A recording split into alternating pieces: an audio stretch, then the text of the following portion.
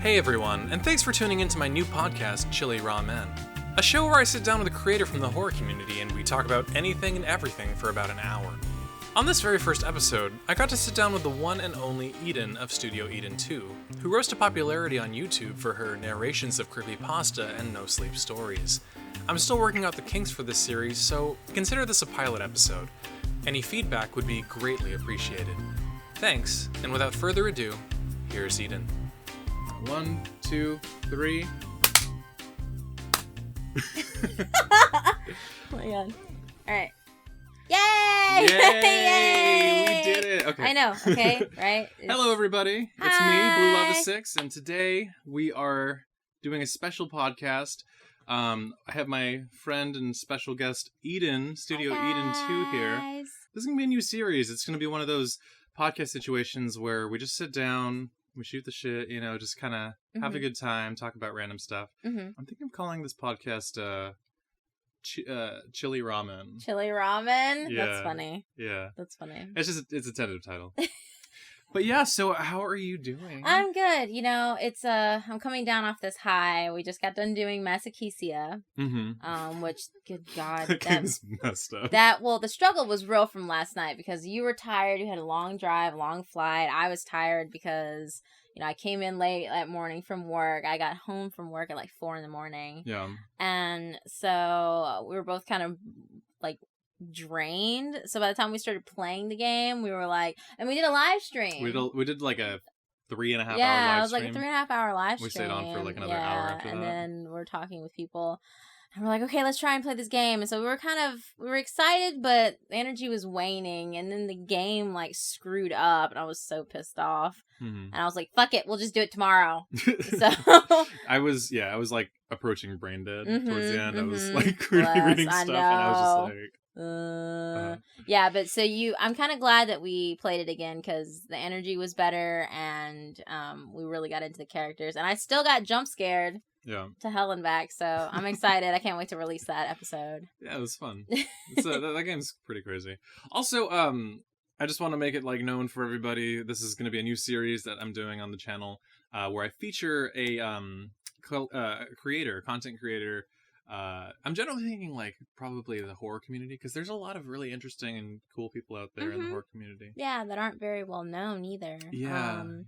Well, I mean, there are well known ones, of course, but there are also really like good ones, little gems that you find that I would like to feature at some point on my own channel as well. Yeah, you have the weekend spotlight. That you do. Which I haven't done since I did yours because I've been so busy, but I do plan on going back and doing that, and not just like gems in the horror community, but I want to do, you know, people who do multifaceted channels just like yourself, because there are a lot of content creators out there who have great content, but because they get lost in the plethora of, you know, YouTube madness, you can't really find them. And we were really lucky to find each other, so to speak. I was reached out by the hand of Eden. Yes, the hand of Eden. And it was really funny.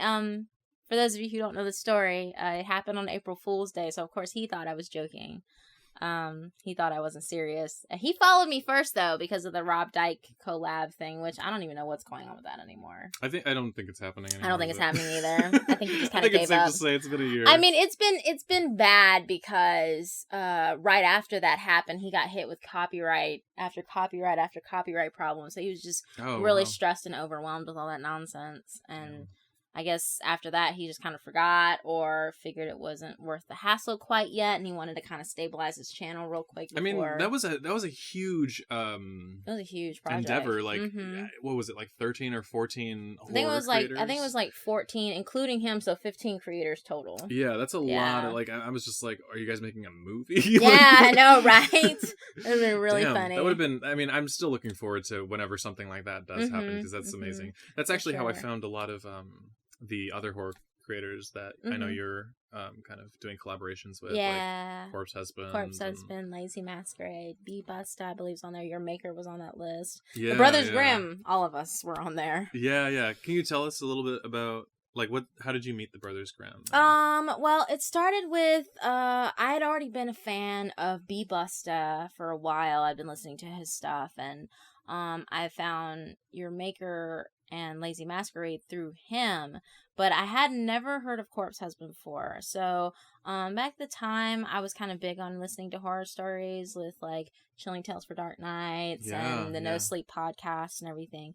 I thought it was really cool, and I never imagined for even a second that I would get involved in something like that. Right. And I started off in a small horror reading community called Whispers into Nothingness, which we read creepypastas and no sleep stories. And it was just a small group of us, like 5 or 6, who would read a story a week or something and put it all together and upload it onto the channel. Well, I read this story called Black Dog on the channel, and Corpse Husband found me.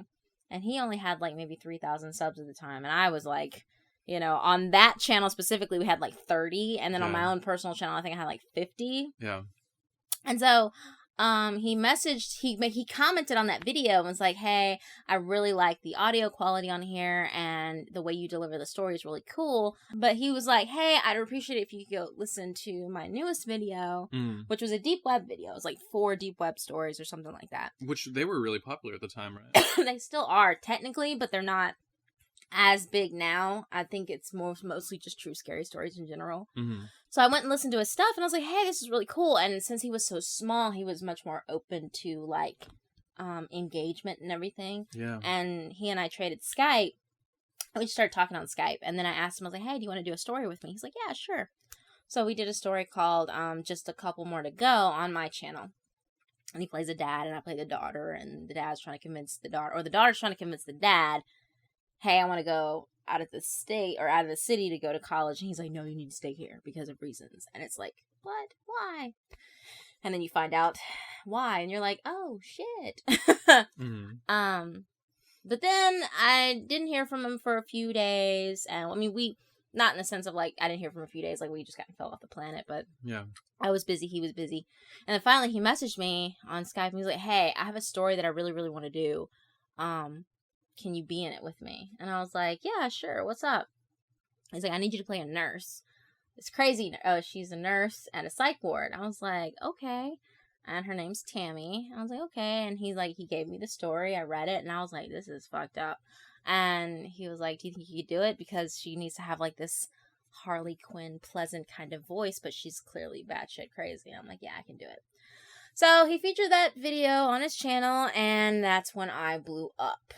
And ever since then, I've become part of the horror narrating community. And that's how I found be.busta. be.busta listened to that video. And be.busta messaged me personally on my YouTube account and was like, hey, I've been looking for a female narrator forever. They're hard to find. Yeah. I mean, there's more of them today, but exactly. I'm sure back then, too. Yeah, no, it was hard. I think I was like me and maybe 4 or 5 other people, but either you were well-known or you weren't known at all. Yeah. And so, but he was saying, you know, I was trying really hard to find a female narrator that could fit the roles that I need them to play, and I finally found you, and I want to do story with you. And that's when I was on his channel, and I did the scary sleepover stories. I did one of the stories on there. Yeah. And it was fun. That's how I met your maker. I met Lazy Masquerade through there, and then we all just kind of linked up together, and eventually I got featured on each of their channels. I got featured on Corpses again, I got featured on be.bustas, I got featured on Lazy Masquerades, and eventually I got featured on your makers. And that's how pretty much the name Eden started to spread. Right. And at the time, like, those guys were still kind of growing themselves, right? They weren't these big multiple 100,000 subscriber. Yeah, like, I mean, be.busta, I think, was the biggest one, and he had like 250 to 300,000 at the time. Yeah. Lazy Masquerade was right behind him with like 150 to 200. Corpse hadn't even made it to like 45,000 like yet. He was baby. Yeah, he was like maybe 10 or 15,000 subs in deep, and your maker was well on his way to 100K. So I was literally like this little tiny peanut, you know, in the group.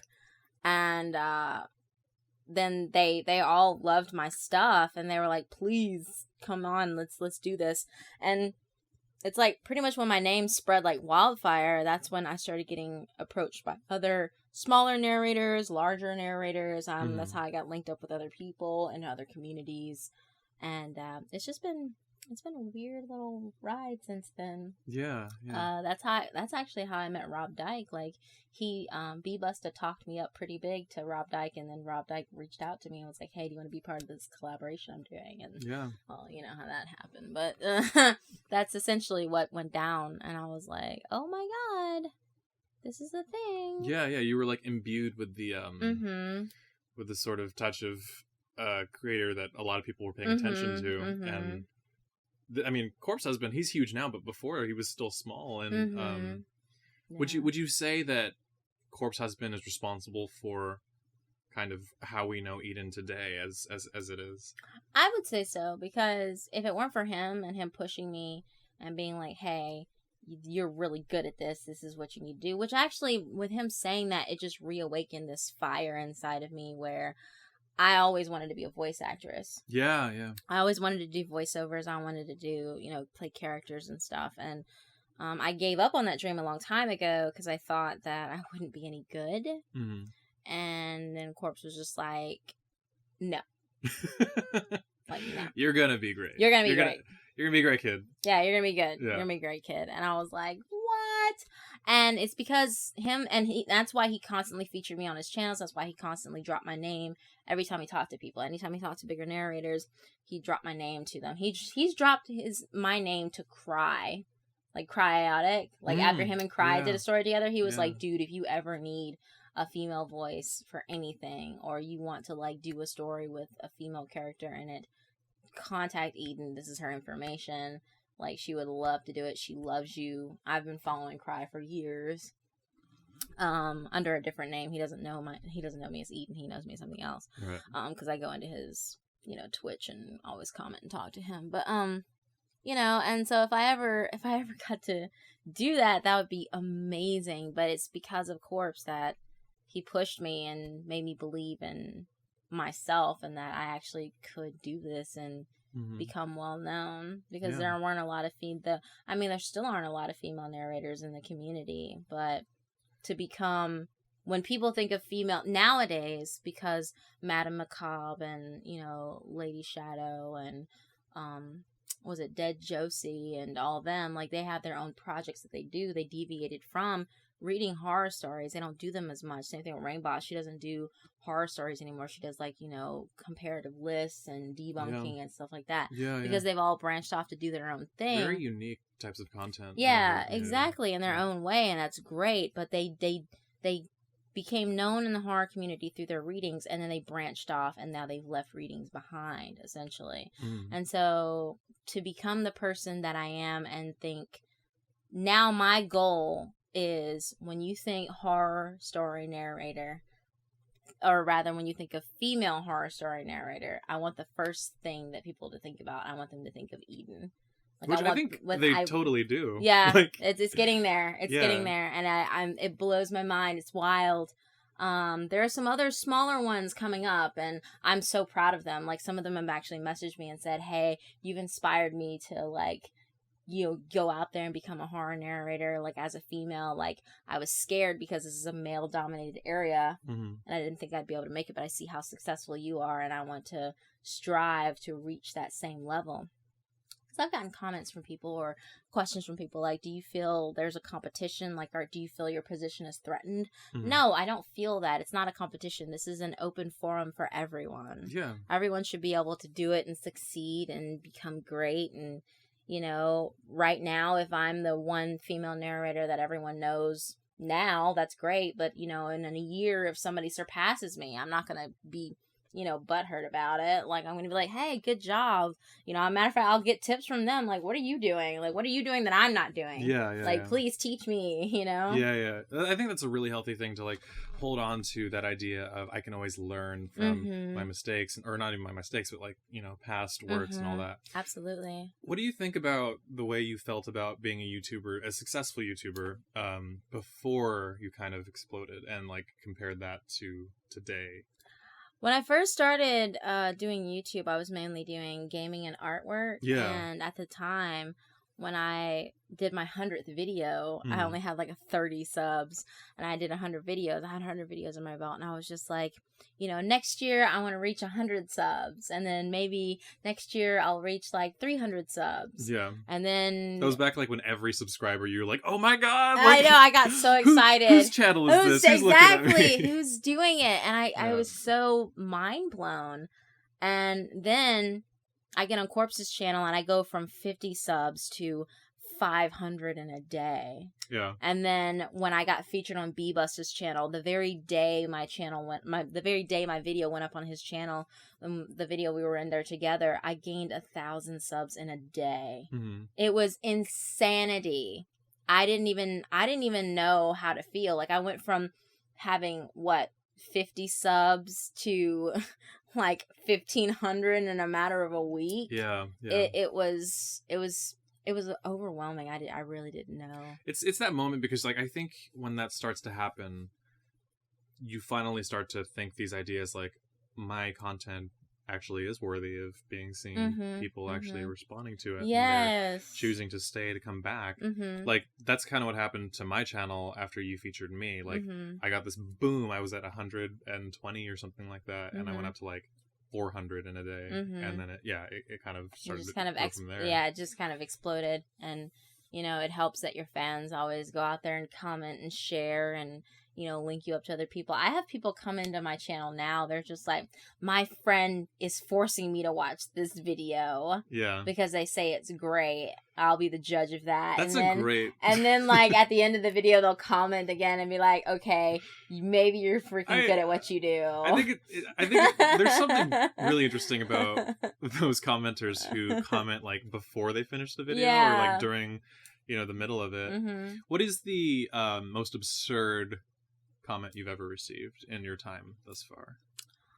The most absurd one is the one where someone says, oh my god, I hate your voice, and I'm like, well, I can't do anything about that because this is how I talk. Like, what do you want me to do? Yeah. But the funniest one I will say is the one where someone says, I wish I could sleep in a bed sheet of Eden's voice. A bedsheet of Eden's voice. Yeah, like my voice is the bed. Like, basically, if they could manifest my voice into sheets, that's what they'd want to sleep in. They just want to, like, be blanketed in your aura. Yeah, apparently, and it was kind of weird. I was like, I don't know how I feel about that. Yeah. But it's always interesting, and you have colorful comments like that. You have funny ones. You have also the encouraging ones, and the standard. That's a great video. But the ones I enjoy the most are the ones that actually go in and like do proper critiques and reviews, because those are the ones where I get the most improvement from. They're the ones who help me get better. Yeah. Those ones are like the ones that give you feedback, sort of like even if they don't like it, and they give you something to kind of work off of. Because like, I mean, it's super funny when you get those like those 2-worded sentences that are just like, you suck, or right. like, it's you're like, ugly, or it's like, but why? Like, but why do I suck though? Like, what about it sucks? Like, does it suck because you don't like the content? Well, I can't help that. Does it suck because I'm not presenting it in a way that you would enjoy? Like, what does that mean? You suck. It's like, I don't know what that means. That doesn't help me at all.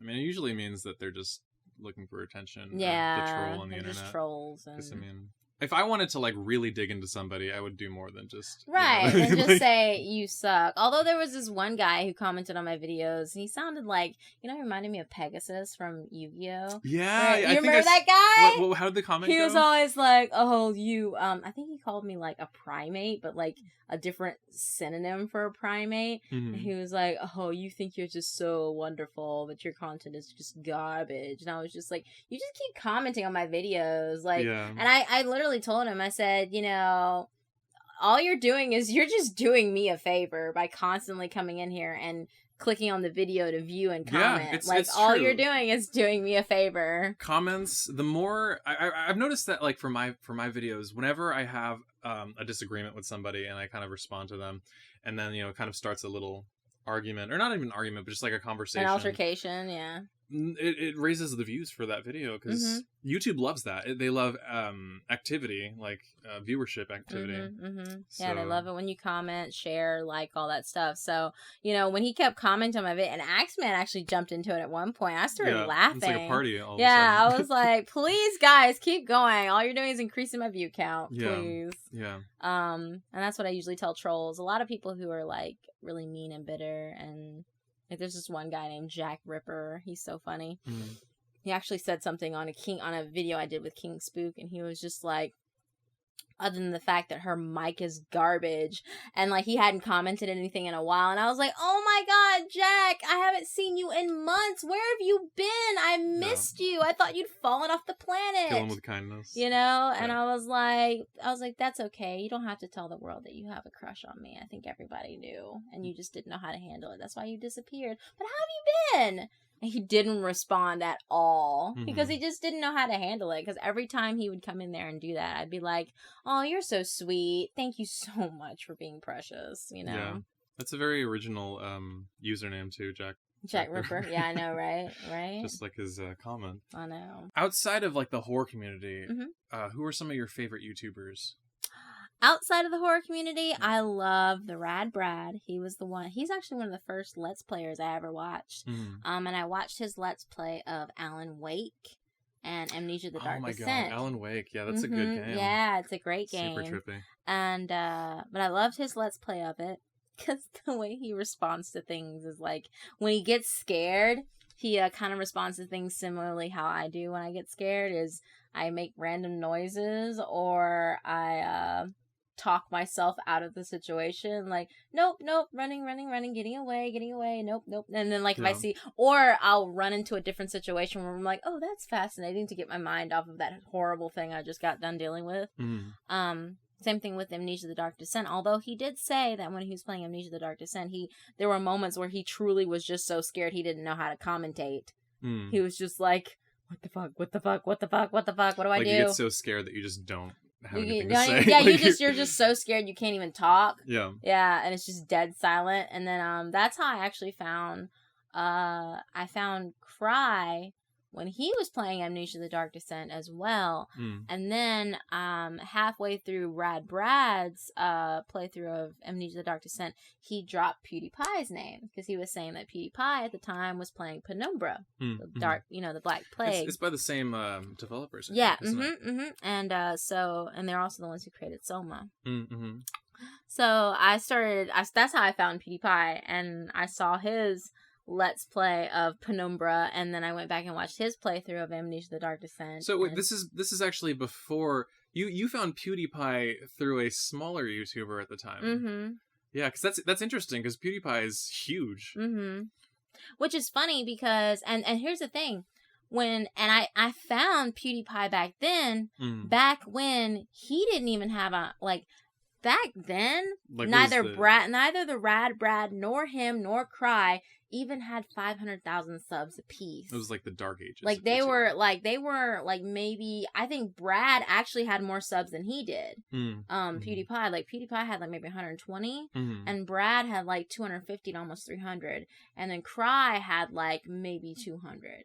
But 200,000 subs, so it's like, they were small. I mean, they were bigger than me, obviously, because I didn't even do YouTube back then. Right. But they're bigger than me now, obviously, and they're bigger than me now than they were back then. And so it's mind blowing. But yeah, I found PewDiePie when he was like considered a nobody. Like, still, you're like, oh, 150,000 isn't considered like nobody status. I was like, but back then it was. Yeah. Back then it was considered nobody status. Like, and even with 150,000 subs, like, the community was still so close knit. Like, you could still communicate with everybody and still converse and still interact with your friends. I remember Cry was talking about a long time ago when he used to do his late nights with, Cry and Russ, or with the late night crew.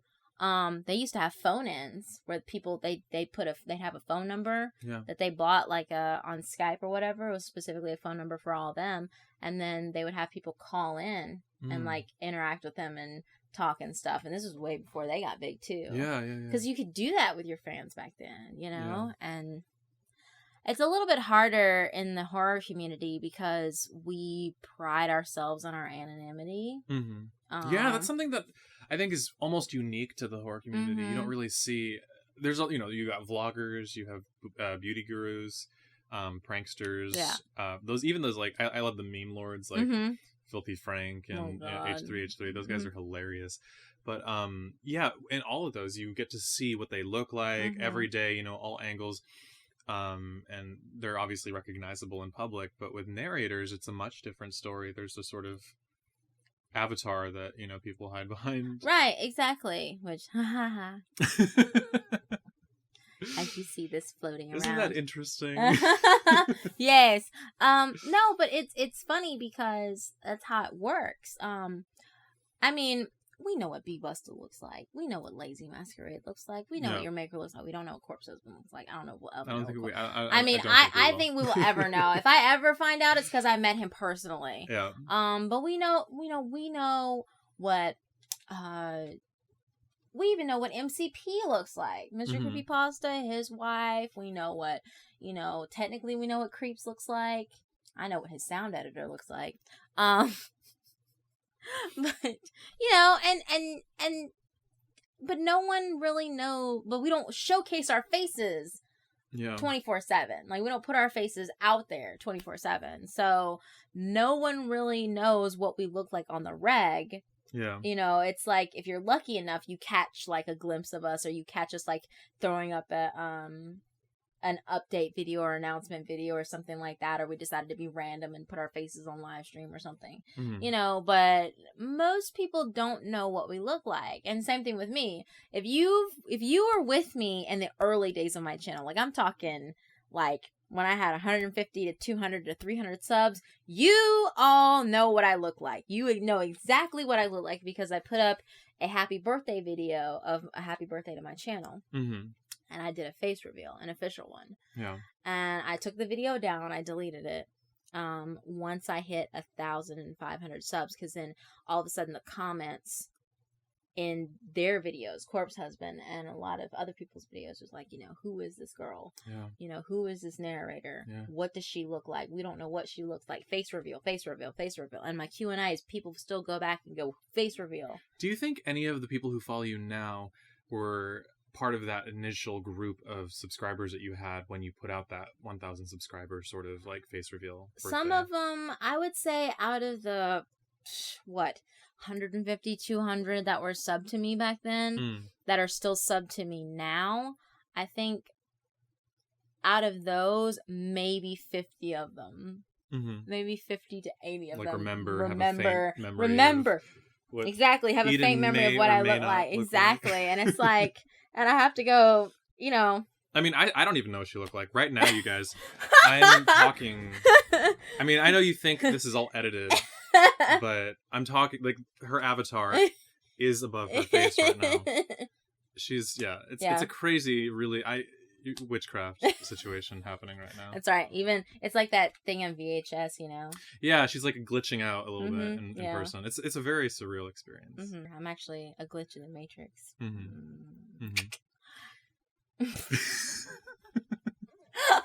I was gonna ask you another question, but I totally had a brain fart. Oh my gosh. So continue. Okay. But yeah, no, and I think that's wonderful, and that's very unique in the horror community, that we are kind of not necessarily, you don't know what we look like. You could know what we look like if you really, really did some research and you really, really desperately wanted to know. But it's that nice, comfortable anonymity of, you don't have to know what we look like to appreciate what we do. I mean, sure, you would love it, but then some people say it takes the magic away.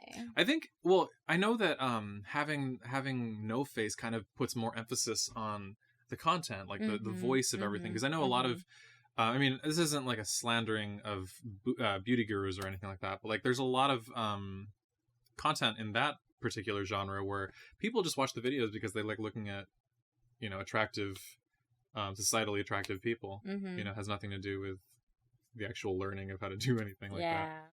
I don't want to fall into that category of, once people find out what I look like, will they be following me because they like my content, or will they be following me because they're just following what I look like? Because I even said in the video where I did the face reveal, I said, don't get used to this. Like, I'm just doing this to say, hey, this is what I look like, but, you know, don't expect me to face cam on my gaming. Yeah. Did you say in that video, like, this is probably going to be deleted, so enjoy it while you can? Yeah, like, I did. There's so many YouTubers who do that. I was just like, please enjoy it. I'm keeping this up for, like, 2 days. Yeah. And after that, it's going to be gone. Is it something that people might be able to find on the Wayback Machine? Have you heard of? No. The Wayback Machine is it's a search engine that you can actually go back in time and look at what a website looked like at a specific date. You know, they might if they knew specifically what day I put the video up. Yeah, like if they looked at StudioEden2 from, I don't know, 2 years ago. Yeah, so 2014. They would see the status of, maybe, I'm not sure if they'd be able to view the videos, probably not, but they'd at least be able to see like what the thumbnails look like and all of that. That'd be wild. So like I've actually used that just to see like how some of my favorite YouTubers grew and like where they started, you know, like when they specifically blew up. That's but, you know, crazy. Yeah, no, I never thought about that. Yeah, no, that's something I think if you want to stay anonymous might be something we should probably look into after this interview. Yeah, I know. It'd be like, because I think you can. I'm not sure. You might be able to request to have things erased from the Wayback Machine. And I also know that the Wayback Machine also works where it only records moments when a user on the Wayback Machine selects like I want to highlight the specific moment in time. So for me, for instance, I don't actually have anything recorded on the Wayback Machine because no one's ever requested to save any my pages from a single time, and I kind of want to keep it that way to see. Right, I want to see, because see, in 2014, I don't think anyone really knew who I was. Yeah. So I don't see why anyone would want to keep my content like there to look back at. Yeah. So I didn't really essentially blow up until last year. Well, last year, tail end of 2015 into 2016 is when I started growing. Yeah. So if they tried to look for anything in 2014, they wouldn't find much. Well, back then you were my doing gaming stuff. Gaming, right? Yeah, gaming and art. Can you tell me a little bit about your gaming days? What was that like? It's not even like, I've always been a gamer. I've been gaming my whole life. We geeked out about it yesterday. But like, you know, I've been gaming my whole life, and I never thought that I would want to be like a Let's Player. But if I did want to be a Let's Player, I always focused on like games that didn't get a lot of PR. Like Remember Me was my first official Let's Play on the channel, and Remember Me was a great game. But didn't get a lot of PR because of the timing when it came out and the fact that it wasn't very well known. Yeah. It was a Capcom game, yes, but it was just one of those games where it's like, you know, Capcom had so many other things going on at the same time, so it's like, you know, why are we going to focus on this one random French project? You know, from France. I'm like, yeah, you want some money here? Like, we'll throw it at you. Yeah. Here, go have fun. We have Resident Evil and Street Fighter to focus on over here. Speaking of Street Fighter, I understand that you used to be a competitive fighting game player, right? I was. I wasn't for Street Fighter, though. Yeah. I wish. What was it? Tekken? No, I was not for Tekken. Dead or Alive. Dead or Alive 2 hardcore. Back in the day, I used to competitive game in that aspect. Used to go to these giant warehouses, have the consoles like hooked up to all these different machines, and you just cycle through, you know, your different branches. Was that like an arcade situation? No, like you actually had like tournaments where the machine, you had like all these different consoles set up, like you know, and then you'd come and sit down and they have the controller, and then, you know, just best 2 out of 3 and move on to the next round. It was like the hardcore sort of clubs, right? Where people would really get into it, probably spend money. And I mean, you spend money, you get money. Spend money, you win money. Yeah. And it was cool. I wish I had been a Tekken like competitor. Do they have pretty big prizes in that? Well, yeah, they have big prizes in that. On top of the fact that Tekken's one of my favorite fighting games. Like, we have this joke in our group, in our circle, where each person in our group has a fighting game that's tailored just for them, in the sense of no matter what game it is in that franchise, no matter what system it's on, whether we own the system or not, when we pick it up, we just absolutely destroy everything. It's just naturally tailored to us. For me, it's Tekken. I didn't have a PS3 at the time. Yeah. I didn't have a PS4. I didn't have an Xbox 360. None of these consoles. And I only had my PlayStation 2. So when my other friends would invite us to come over and have Tekken parties, or like when I'd go to the malls out of town and they had like Tekken Tag Tournament, like for the arcade, like the joystick, the fight sticks and stuff. Those are the shit. I miss those. Yeah.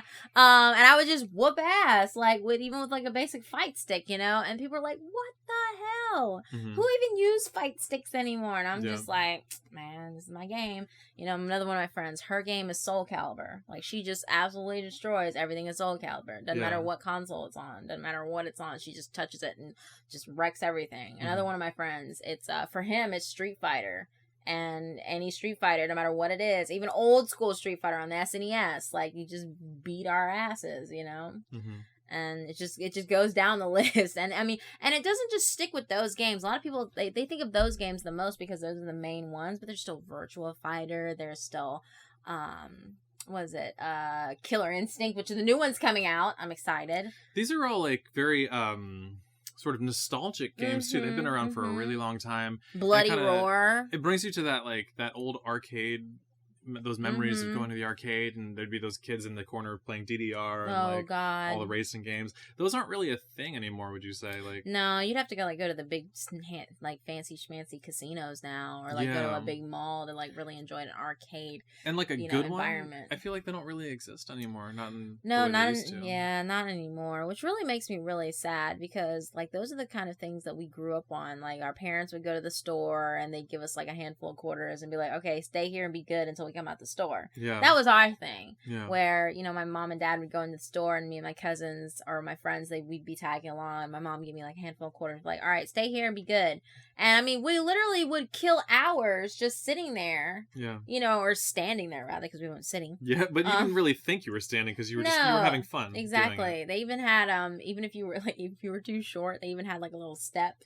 Like you could pull out from behind. Yes, I did. I did. Because at the time I was playing Teenage Mutant Ninja Turtles 3. Oh shit! Yeah, those ones are fun. Yeah, and where you could have like multiple people. The side-scrolling ones. Yes, and so like I was just a shorty, of course, so I had to like pull the little step block from behind the arcade machine and step up on it while my two cousins were like, you know, sitting there and playing. And then there was this random kid who came out the bathroom and was like, "Ooh, I want to play." Yeah. So we had a 4-man team. That's how you made friends back in that day before like smartphones, you know? You'd actually be present and interact with people who were in front of you and actually, you know, maybe hang out again. Yeah, it was a lot of fun. Interactions with people and how like remember back in the day that's how like we made friends. You would like meet that random person in the arcade and be like, "Hey, do you want to drive with me?" Or like shoot these out like Nightmare House 2 or Nightmare House 3, whatever. House of the Dead. House of the Dead. Why did I say Nightmare House? God, that was, oh my god, House of the Dead. Those games were hard. Those games were scary. Yeah, they were scary. They were hard. I've seen recently like they have if you go to like Dave & Buster's, they have ones where it's almost VR, where like you sit in a sort of box and you play a similar game, but like they have like air that shoots at you and like, oh my god, surround sound. No. That's I mean, there are certain places where you can find arcades, maybe not the same way it used to be, right? But, it's much more VR oriented now, which is speaking of VR. Yeah, what do you think about that? I am not a fan. Like, honestly, some people are just like, "Oh my god, Eden, that's what we've been dreaming about. We've been wanting VR since Double Dragon." And I'm like, no. Like, no, I'm already terrified. Most VR games are going to be geared toward horror games. You guys know it. You know it's true. And I scare really easily. And then you have situations where it's like Dot Hack, the anime, or, you know, Sword Art Online, where it's like you get stuck in this virtual realm, and then if you die in the game, you die in real life. Or if you get trapped, your consciousness gets trapped in the game. And knowing me, I'll get really scared, and I'll break some shit in here because I'm flailing around. Like, I already flail around and, like, hit my knee and stuff playing regular games. Yeah. God, can you imagine if I'm, like, wearing a virtual reality thing on my face? Like, I will fucking wreck everything in here. Hang on a second. I've always thought it'd be amazing just because, like, I mean, I love my life now, but I honestly feel like if I had VR and we had, like, VR pods, I would probably assimilate and I would never leave. Just because, like, how cool is it to fly and have fireballs shooting out of your palms? Yeah, but that goes back to the concept of, remember we were talking about, like, what's real? Yeah. What's reality? Yeah. It's like, well, that's not real, but, like, what is real? What is like, real? What is the interpretation of real? Real is as what... Now. I know, right? Real is what, like, really goes into your mind. Like, your mind is such a powerful thing. And that's what a lot of people don't understand, is that your mind is such a powerful instrument. And you can come up with some of the greatest things from your mind. But at the same time, it's a scary place. If you're not in self-control, if you don't have enough willpower, you can get trapped in your own head and do some really fucking crazy stuff. Or you can imagine things. Yeah. You know? And so it's like, well, you know, if you get stuck in virtual reality, like, Blue, you can't fly in real life, but it's real in my mind.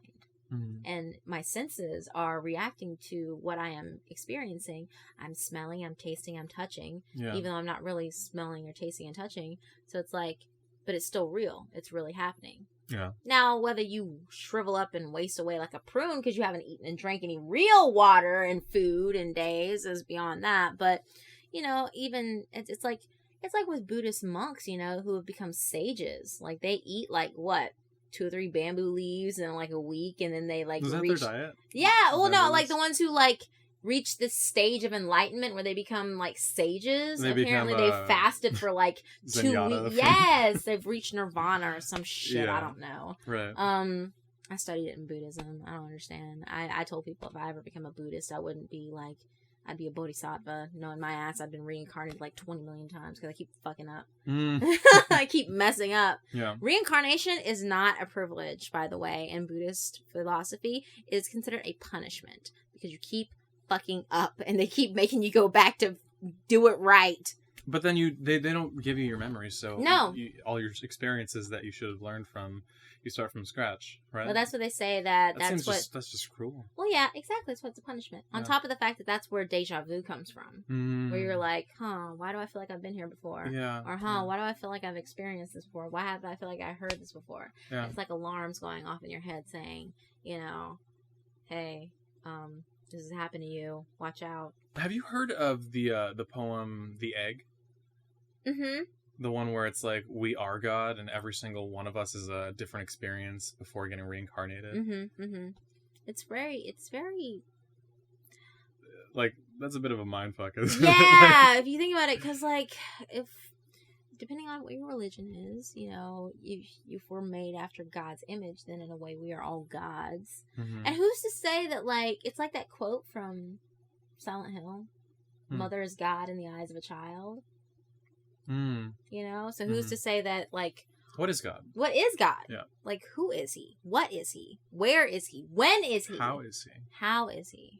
Yeah. Why is he? That's the golden ticket right there. Why is he? I think that everybody wants to know that. Yeah. What does Eden think the answer to that question is? Here's my thing.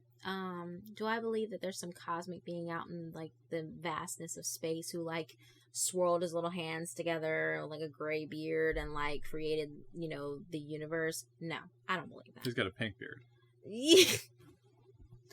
I don't believe that. I don't. Now, some people say, well, how do you feel about being a person on a planet, in a solar system, in a galaxy, in a universe? Mm-hmm. In a vastness of a universe? And I'm like, who's to say that God wasn't some alien who's one alien and a massive alien race, like, and one alien and an entire alien species, who decided that, hey, I'm gonna go over here, I have this really cool project I want to do, this is my ticket to become a man, so I'm gonna go do this, I'm gonna go create this life, and if it turns out great, awesome, but this is what happens. And that happened. That's very reminiscent of, do you watch the show Rick and Morty? Mm-hmm. Have you seen that episode where they go into Rick's car battery? Yeah. It's yes. Basically what you just described. Right. And it's like, you know, who's to say that isn't what happened? Yeah. Who's to say that one alien who His job was, all right, this is what you have to do to become an acknowledged alien, whatever, person or member of society in our society, is you have to go to an uncharted region of space and create life. Like, create a person, or create a solar system, and then create at least one planet that's inhabitable. And then create a race of people. And then come back. Do you think it was intentional, or it was kind of an accident? Like, there's some people who believe that, well, I think this is actually a very common opinion, but that the universe was sort of an accident, that kind of just, like, all these gases and chemicals and... You mean like the Big Bang? Yeah, sure. Like multiverse, like the universe, when you think about it, is... I always think about, like, they're like, okay, Big Bang, right? Big Bang Theory, like, there was this giant dimensional explosion that spawned from a black hole, and then, boop, here we are. And then I go, who's to say that they didn't have the technology to create a black hole? I mean, you've seen movies where people have, like, created black holes. Like, Stargate. Like, if there was a world before that kind of led to this end of the world for them kind of situation where and then we spawned from there. Yeah. Like, what if they did it on purpose? What if they were like, oh, we fucked it up, rewind. Like, reset. Like, who said it wasn't a reset button? We reset games. Who says they couldn't reset that? And it really was like an implosion of things, and it's like, all right, restart, do over. That's some heavy shit. Yeah, I know, right? I'm gonna probably make some people so mad, but deep. That's okay. Yeah, that's layers of existential, like, questioning and... Yeah. I tell people all the time, I was like, you can neither prove nor disprove that we don't already live in the Matrix. Yeah. You can't prove it or disprove it. Well, it goes back to that whole reality thing, too, that we were talking about. What is your perception of what's real and what's not? What is not real? Ignorance is bliss. What is Eden's astrological sign? I am a Sagittarius. Sagittarius. Also known as a fire tiger in Asian calendars, which, by the way, specifically I say fire tiger because those only come around every 40 years. So you're a tiger in the Chinese zodiac as well? Do you identify with your sign at all? I identify with both of them, actually. Yeah. It's really weird. Like, I'm a Sagittarius, so I'm carefree, I'm creative, I'm inventive, I'm free-spirited, and I love adventure, and I love meeting new people. I get along with people really well. I can relate to most people. I'm relatively patient, but I have very little tolerance for idiots. There's a ton of intolerable things that happen, especially on the internet. Yeah, and then, like, with my tiger sign, like, I'm fierce, I'm courageous, but at the same time, depending on when I was born, too, I was born 10 minutes after 10 o'clock in the morning, which means it's the perfect time for a tiger to be born because it's not early in the morning, so we're not hunting. We've actually just finished eating, and now we're napping, which means I'm supposed to have a very successful and easy life. Is that why you like to eat so much? I love food. Oh my God. I love food. But yeah, no, that's around the time that's prediction wise. It's like, it's not high noon, so you're not suffering and trying to find shade. You know, it's like that nice little time period where you're like, lazy sleep time, because you're full and happy, which, equates to a successful, carefree life without having to do too much work. You'll be successful without having to do too much work. And it's like, I didn't know how I felt about that at first, but some people I would consider doing YouTube and video editing and stuff not a very difficult job in the sense of, like, it's not manual labor. Yeah. Like, I would never see myself doing factory work or construction work. Not to knock people who do, because kudos to you, I could not do it. I could not. Yeah.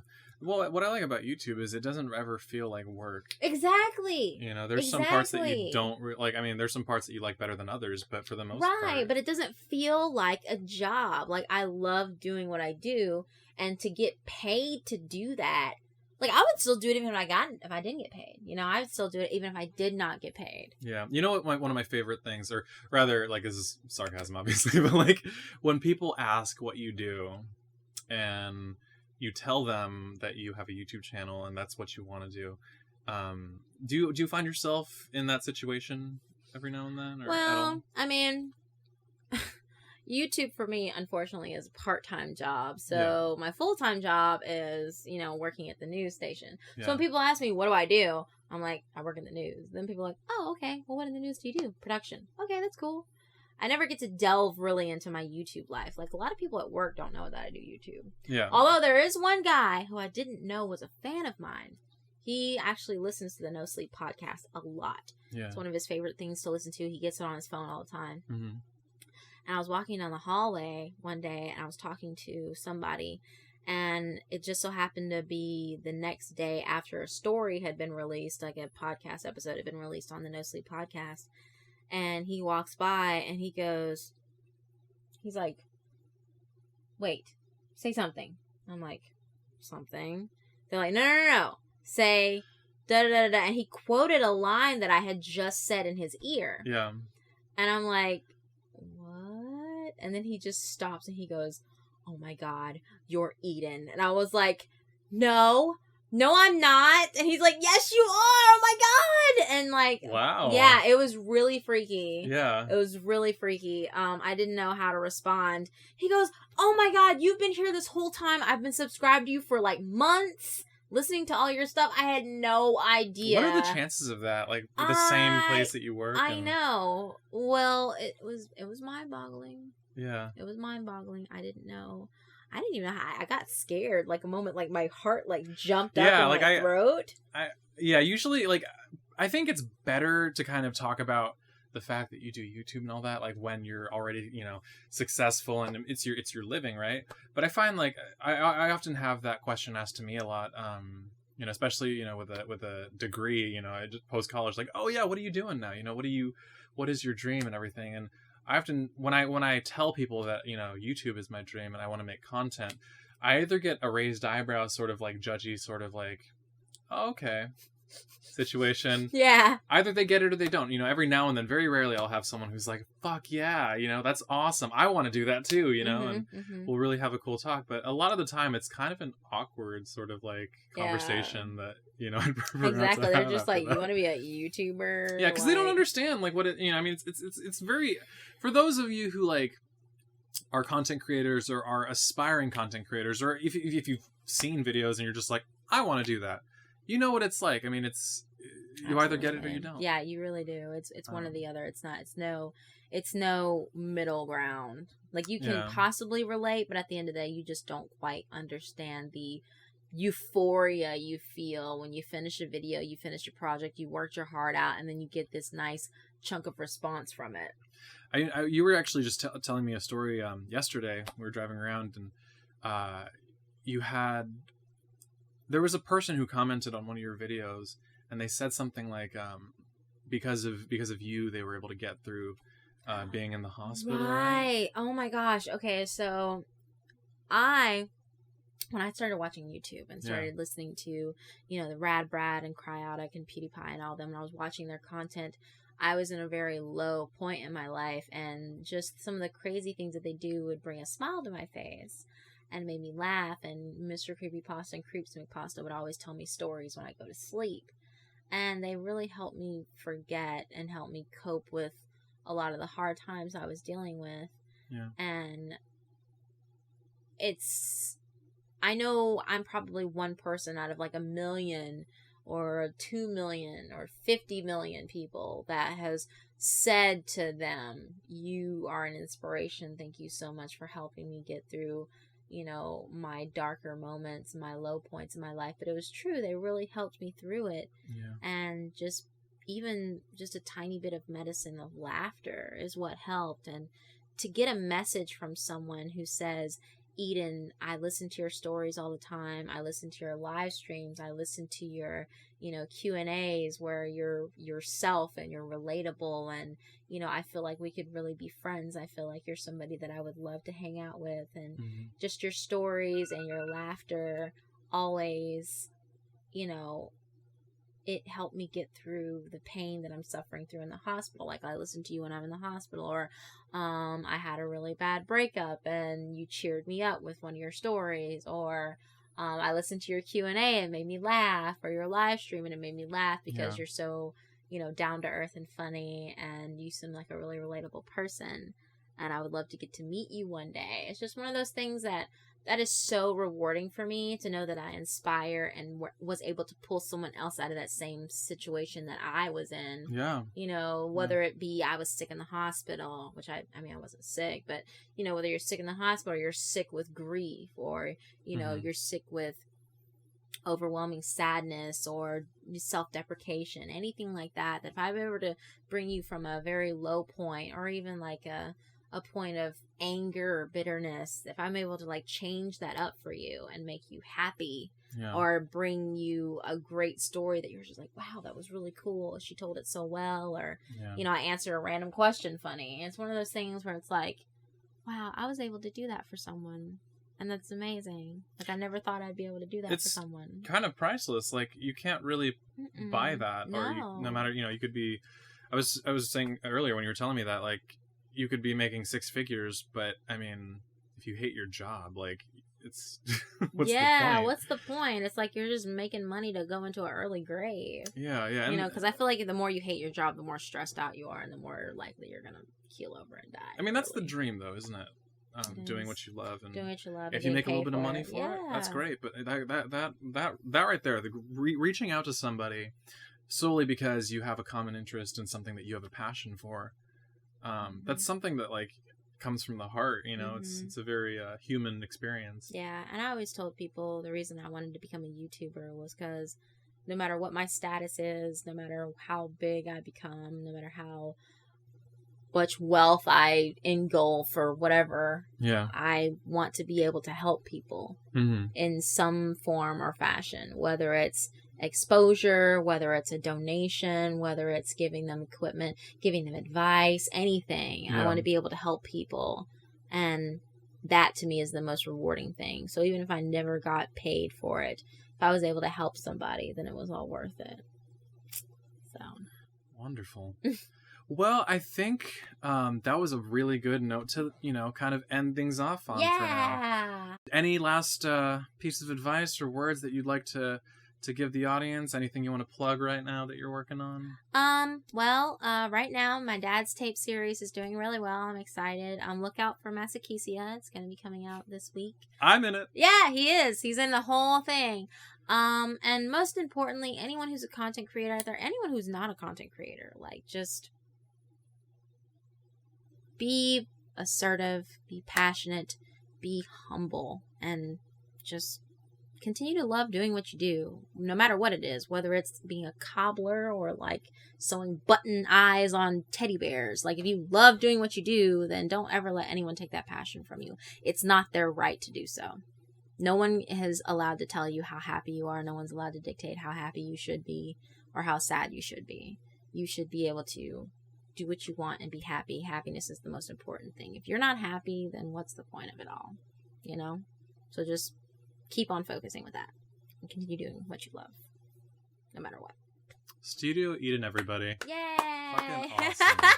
She's so good.